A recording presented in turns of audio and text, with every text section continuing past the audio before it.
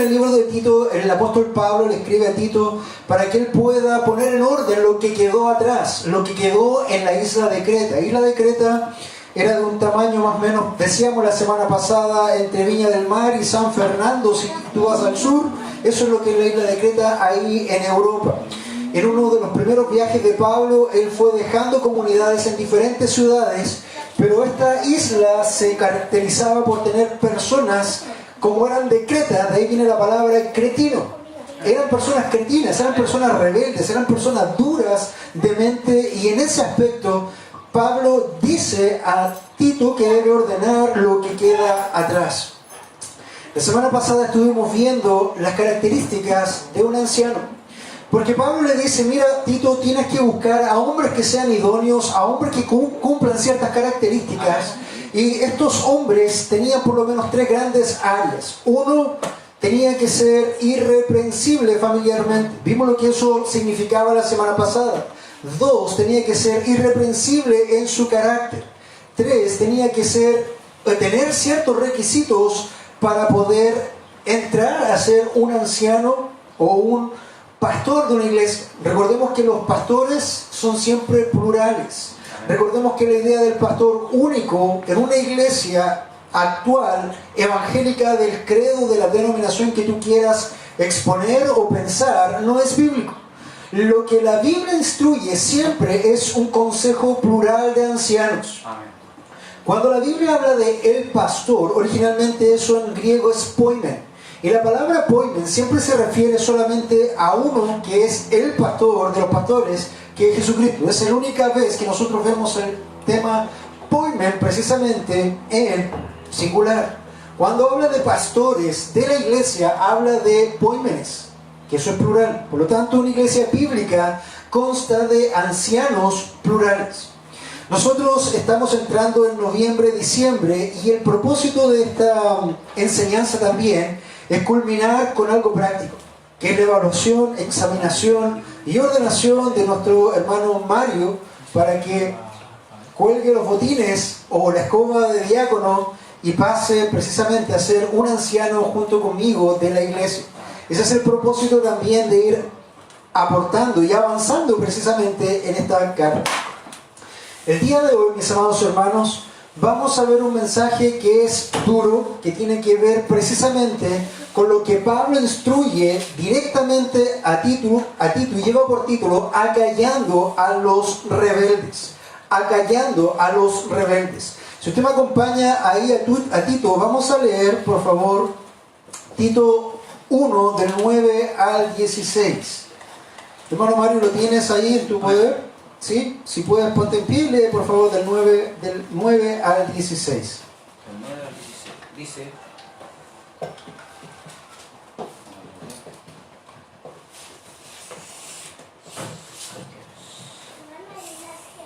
¿Está Tito o está haciendo tú Tito? Ahí está. Ahí está Tito, ya, muy bien. Del 9 al 16. Del 9 al Dice así 16. la palabra del Señor: reteniendo la palabra fiel, que es conforme a la enseñanza, para que sea capaz también de exhortar con sana doctrina y refutar a los que contradicen. Porque hay muchos rebeldes, habladores, vanos y engañadores, especialmente los de la circuncisión, a quienes es preciso tapar la boca, porque están trastornando familias enteras, engañando por ganancias deshonestas, cosas que no deben. Uno de ellos, su propio profeta, dijo: los cretenses son siempre mentirosos, malas bestias, glotones, ociosos. Este testimonio es verdadero. Por eso, repréndelos severamente para que sean sanos en la fe, no prestando atención a mitos judaicos y a mandamientos de hombres que se apartan de la verdad. Todas las cosas son puras para los puros, mas para los corrompidos e incrédulos nada es puro, sino que tanto su mente como su conciencia están corrompidas. Profesan conocer a Dios, pero con sus hechos lo niegan, siendo abominables y desobedientes e inútiles para cualquier obra buena. Amén.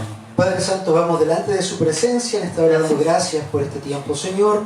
Como cada domingo me paro en este púlpito con temor y temblor, sabiendo, Señor, de que tu palabra es santa, sabiendo que abro, Señor, aquella palabra, tal como lo hiciera Moisés y se presentó delante de tu presencia, y tú le dijiste, quita el calzado de tus pies, porque el terreno que pisas es santo. Amén. Señor, nosotros estamos trillando sobre terreno santo, tu palabra es santo, tú eres santo.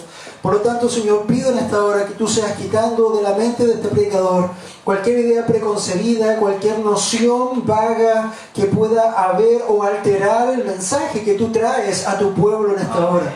Ruego, Señor, que también tú seas moviendo los corazones en esta hora, que tú seas, Señor, obrando en cada uno de los que están presentes para que puedas ser un bálsamo o un quebrantamiento. Ya sea, Señor, que vayas a hacer un ungüento o un palo, Señor, tú obra conforme a tu voluntad, que tu Espíritu Santo exhorte cada corazón y lo mueva conforme a lo que tú tengas, Señor. Señor, esto es lo que tú has tenido para nosotros el día de hoy, y de aquí sin duda algo vas a enseñarnos en esta mañana. En el nombre de Jesús, amén y amén. Acallando a los rebeldes. Ya se ve que el título es de por sí un poco fuerte, pero no es nada nuevo bajo el sol. Ya lo leíamos hace un par de minutos atrás en el libro de Números, cuando el hermano Mario leía Números 15. Escuchen lo siguiente. Amén. Números 15, 30 y 31 dice: pero aquel que obre con desafío, eso quiere decir cualquiera que sea rebelde o duro de cabeza, ya sea nativo o extranjero, ese blasfema contra el Señor, y esa persona será cortada de entre su pueblo, porque ha menospreciado la palabra del Señor y ha quebrantado su mandamiento. Esa persona será enteramente cortada, su culpa caerá sobre ella. Hermano, el tema de la rebeldía es un tema complicado, es un tema complejo, y para Dios es muy importante. La rebeldía tiene consecuencias, y consecuencias fuertes para aquel que es rebelde. De hecho, las cosas que un anciano tiene que tener, cuando nosotros veíamos la tercera parte o la cuarta parte de la semana pasada, decía que el anciano debe retener la palabra fiel, que es conforme a la enseñanza, para que sea capaz también de exhortar con sana doctrina y refutar a los que le contradicen. Un anciano bíblico tiene que tener conocimiento bíblico para poder refutar a los que le contradicen. Siempre van a haber hombres rebeldes, siempre van a haber hombres contumaces, siempre van a haber hombres que se levantan contra toda autoridad, y a esos hombres son los que estos ancianos tienen que presentar defensa conforme a la enseñanza para refutar cuando les contradigan. Por lo tanto, un anciano, en este sentido, como primer punto, debe tapar la boca a los rebeldes. Y si esto te suena fuerte, no son mis palabras, son las palabras del Señor, porque está literalmente ahí. ¿Qué debe hacer un anciano? Debe tapar la boca a los rebeldes. Versículo 10 dice: porque hay muchos rebeldes. Por eso, Tito, esos hombres que tú vas a escoger deben retener la palabra fiel, que es conforme a la enseñanza que ha recibido de Jesucristo, a la enseñanza que ha recibido a los apóstoles, para que sea también capaz de exhortar con sana doctrina. Exhortar es confrontar. Amén. Es hablar fuerte, decir: no, tú te estás equivocando por esto, esto y esto, y refutar a los que se contradicen. Y refutar tiene que ver con un sentido de argumentación con la verdad para refutar a los que le contradicen. Entonces, por ello, los ancianos deben tener la capacidad de poder tapar la boca a los rebeldes. Porque hay muchos rebeldes, comienza el versículo 10. Hermanos, no son pocos, son muchos. En una isla abundante que trae un concepto de personas que son duras, que son personas blasfemas, que son personas cretense, que son cretinos. Personas que es difícil hablar con ellos porque están siempre luchando en su mente, luchando en sus corazones. Déjame definir la palabra rebelde, porque la palabra central del día de hoy es rebelde.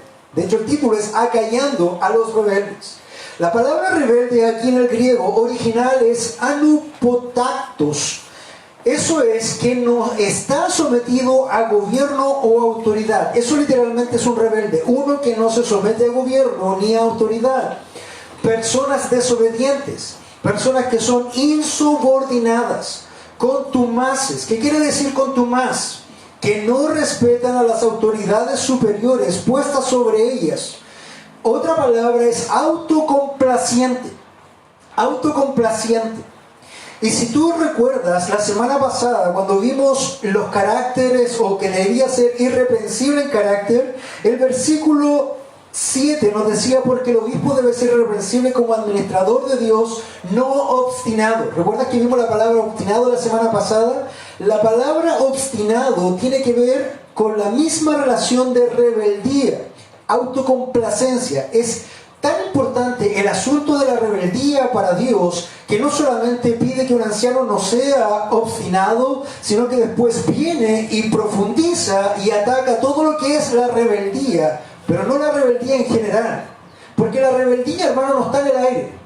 La rebeldía no es una tiniebla, un humo. La rebeldía está en corazones puntuales, por lo tanto no hay rebeldía ambigua, sino que hay rebeldes. Y los rebeldes son los que está acusando y mostrando el apóstol Pablo. Y Tito le dice, así deben ser los hombres que vas a poner, capaces de callar y tapar la boca a los rebeldes. La rebeldía, un rebelde denota a uno que dominado por el propio interés y sin consideración alguna hacia los demás, afirma arrogantemente su propia voluntad. Quiere decir que es un soberbio. Cierro la cita de lo que un rebelde es. Y ya eso está en sus mentes y en sus corazones ya más o menos empiezan a bosquejar la idea, porque en la isla de Creta había muchos de estos. Estaban al por mayor en Creta. De hecho eran cretinos.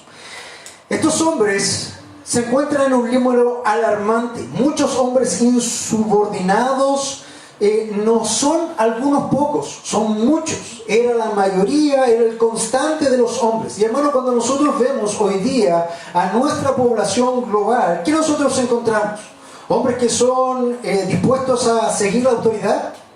Hombres o jóvenes, por ejemplo, que están dispuestos a someterse a sus padres, someterse a sus autoridades, someterse a diferentes temas sociales que se han puesto, o personas o miembros que han sido puestas para someterse incluso a una iglesia, o vemos corazones que están rebelados porque cada uno quiere hacer lo que bien le parece. ¿Qué te describe mejor nuestra sociedad? Da la impresión de que estuviéramos en Creta, ¿verdad? Muchas veces da la impresión de que estuviéramos en Creta. Hermano, esto se debía a que habían faltas peculiares en los que estaban en Creta porque tenían un carácter nacional. Ellos eran reconocidos como duros de cabeza, como rebeldes, como obstinados, como cretinos. Ahora, mi hermano, quisiera mostrarte que la rebeldía o los rebeldes en sí es un tema muy complejo, muy delicado y nocivo en la iglesia de Dios. Tanto así que Dios recomienda finalmente una cosa cuando esto ya no ocurre. Lo mismo le dice el apóstol Pablo a Timoteo. Recuerda que aquí le está diciendo a Tito, anda a Creta y pon en orden las cosas que quedaron ahí, las iglesias, y designa ancianos. Eso es lo que lo vimos en 1:5. Pero no solamente a Tito le dijo esto, sino también a Timoteo. Acompáñenme por favor a Primera de Timoteo 1, capítulo 3 al 11.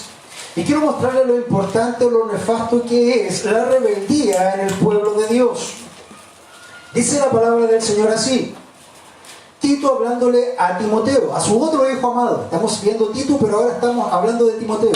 Dice así: como te rogué al partir para Macedonia que te quedaras en Efeso para que instruyeras a algunos que no enseñaran doctrinas extrañas, ni prestaran atención a mitos y genealogías interminables, lo que da lugar a discusiones inútiles en vez de hacer avanzar el plan de Dios, que es por fe, así te encargo ahora.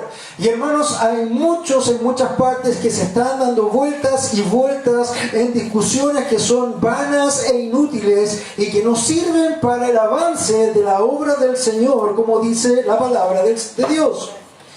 Pero el propósito de nuestra instrucción es el amor nacido de un corazón puro, de una buena conciencia y de una fe sincera.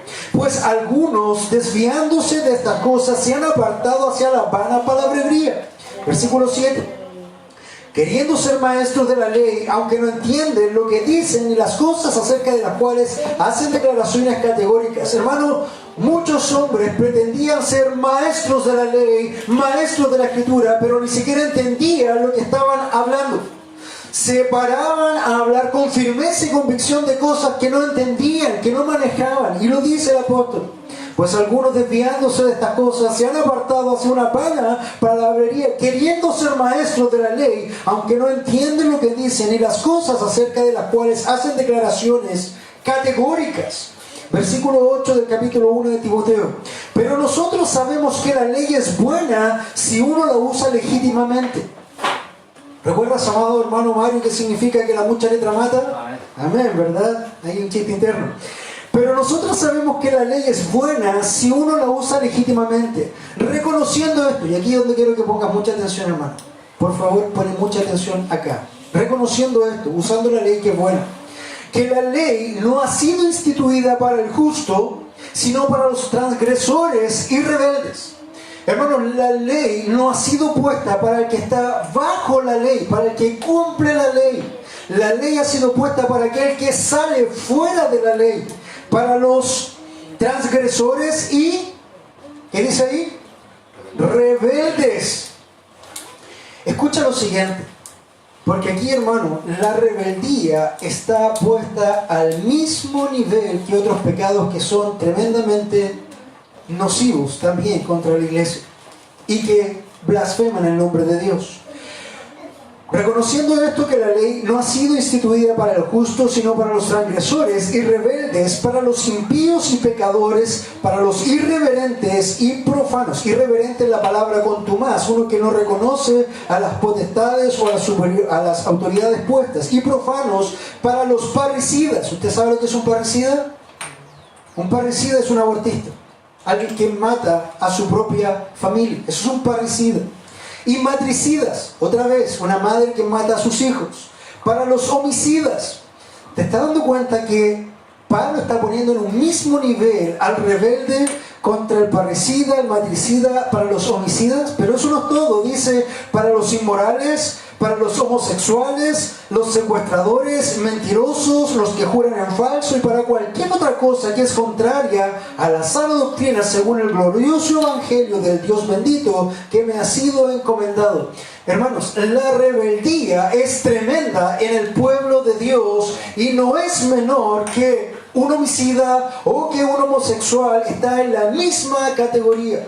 Por lo tanto, a los tales hay que tapar la boca, dice Pablo. Volvamos al libro de Tito.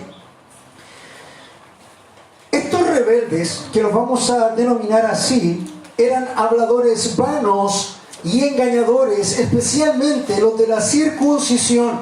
Timoteo lo describe muy bien porque era el mismo problema que ocurría en Corinto. Y en ese sentido, y en otros lugares, especialmente los de circuncisión. No, lo que pasa es que yo vengo de una línea casta. Yo soy de la genealogía de cuál. Yo vengo de la sangre de tanto. Por lo tanto, soy mucho más especial que tú en el reino. Mentira. Hermanos, cuando nosotros somos hijos de Dios, somos ungidos en la sangre de Cristo. Y aquí no hay más descendencia que la de Dios Padre para nosotros. ¿Quién de ustedes que ha gustado y ha sido lavado en la sangre de Cristo tiene por padre aún a Satanás? Hermano, no hay importancia si eres judío o si eres gentil. Si estás en Cristo, eres hijo de Dios. Amén. ¿Escuchaste eso? No hay importancia si eres judío o gentil. Si estás en Cristo, eres hijo de Dios.